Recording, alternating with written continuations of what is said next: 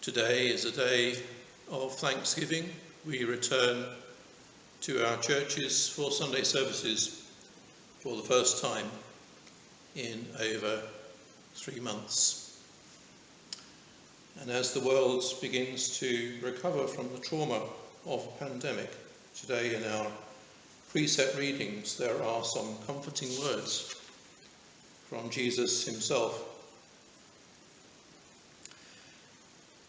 Come to me, all you that are weary and are carrying heavy burdens. I will give you rest. Take my yoke upon you and learn from me, for I am gentle and humble in heart. You will find rest for your souls, for my yoke is easy and my burden is light. Matthew chapter 11. And from the set psalm, the Lord upholds all those who fall. He lifts up those who are bowed down. And from the post-communion prayer, you are the comfort of the afflicted and the healer of the broken. And perhaps most potently of all, this comes from the Old Testament reading from Zechariah chapter 9. And this is God speaking through the prophets. Return to your stronghold, O prisoners of hope. Today I declare that I will restore to you double. Return to your stronghold, O prisoners of hope. For us who follow the Christian way, the church is like a stronghold.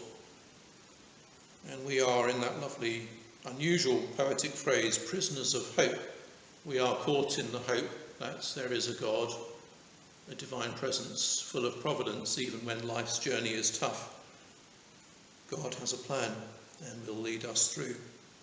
And in the original Hebrew language, that phrase, prisoners of hope, should really be rendered prisoners of the hope, perhaps with a capital H.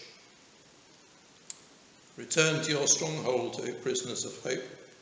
Affirm this place where you find spiritual sanctuary, your sacred space, your local church.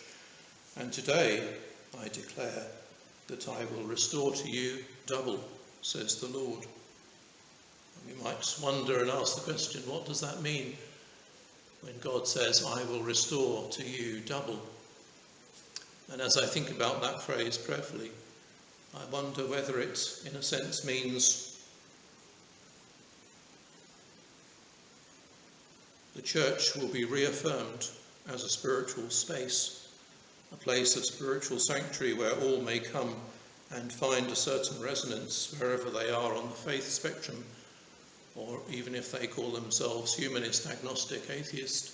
There is a certain something here in the church that has a sacredness to it.